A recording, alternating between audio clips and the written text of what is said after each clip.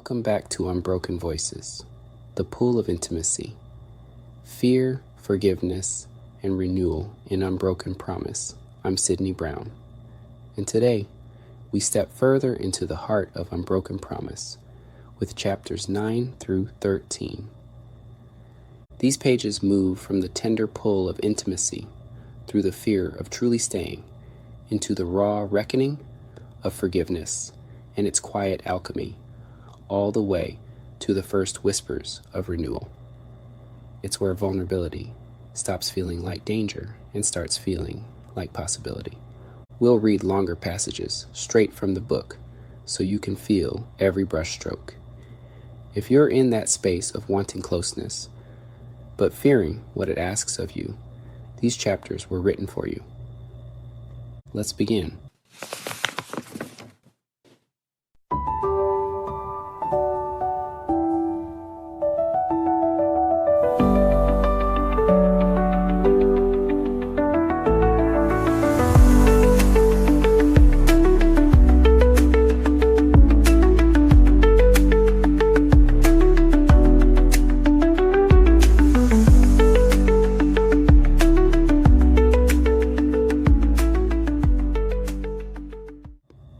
Chapter 9, the pull of intimacy, that suspended moment between longing and trust. There is a moment in every painting where the brush hesitates, hovering just above the canvas, unsure if the next stroke will bring the image to life or ruin it completely. That is how I felt with Isabel. We were not lovers, not yet. But we were not strangers either. We were something in between, suspended in a space that felt both sacred and dangerous. She came by the studio late one evening.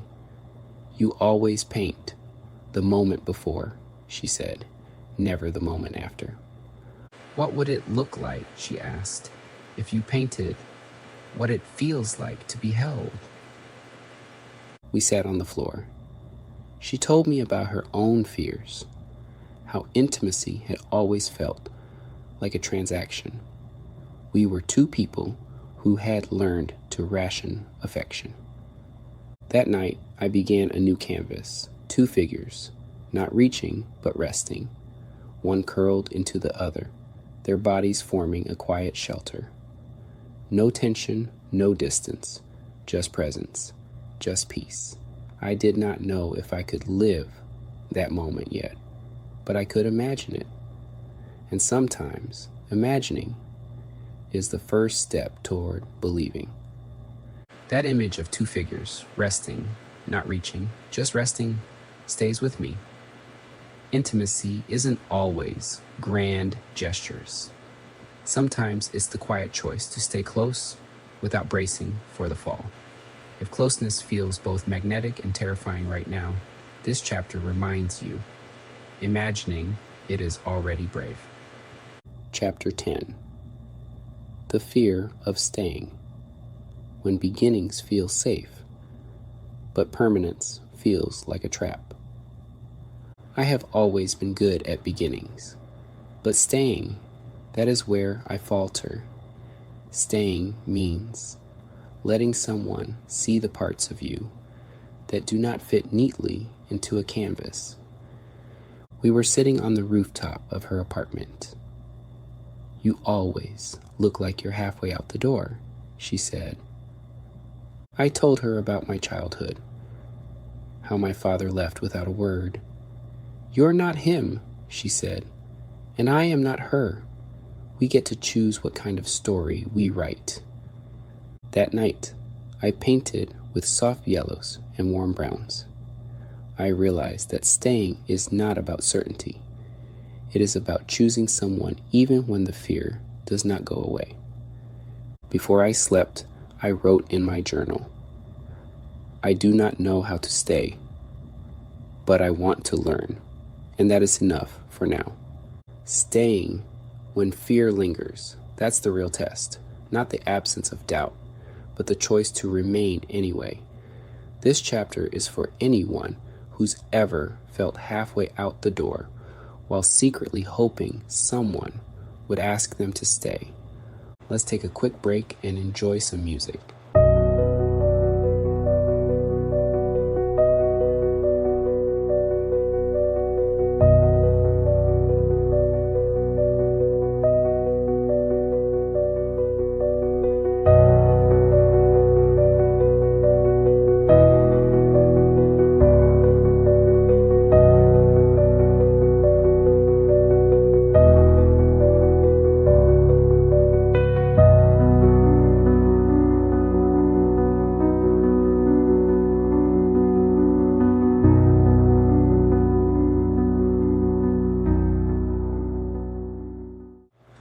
Chapter 11.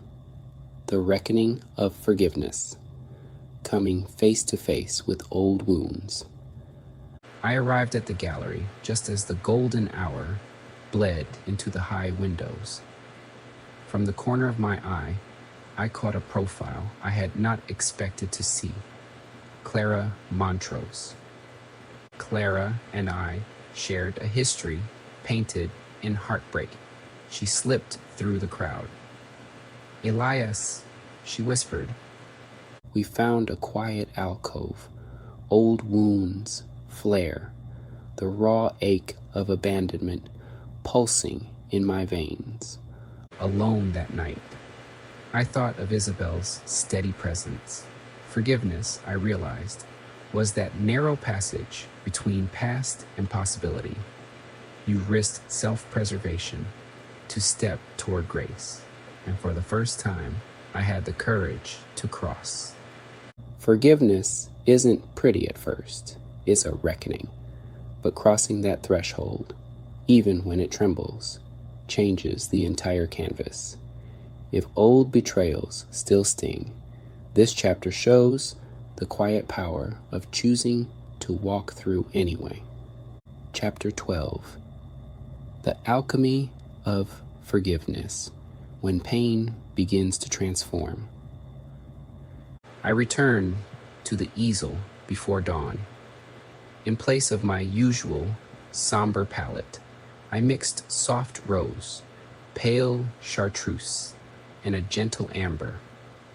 A week later, I invited Clara back. Threshold of grace. Two figures stood within a golden arch. But the next morning carried an unexpected sting. A local critic accusing me of being too sentimental. That evening, I met Isabel.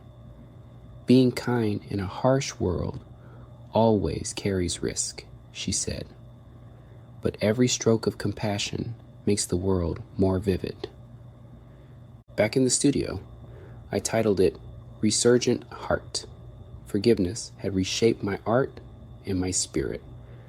And though its alchemy carried unexpected fallout, I realized its true power lay in teaching me that healing is not a single stroke, but an ever-evolving masterpiece.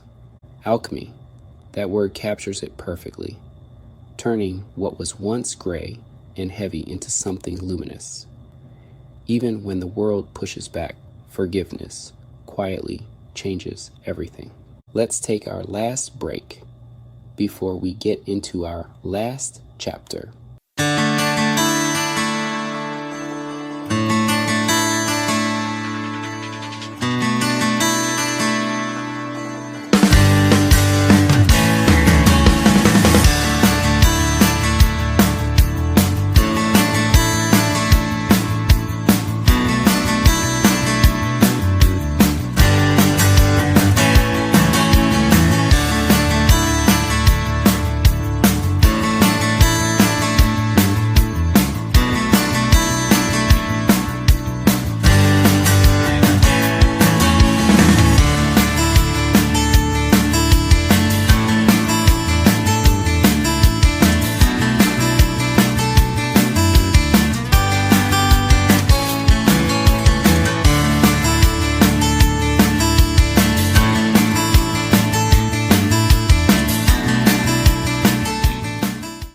Chapter 13. Whispers of Renewal. The First Signs.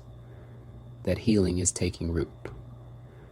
The gallery's stale air still trembled with the echo of the critic's words.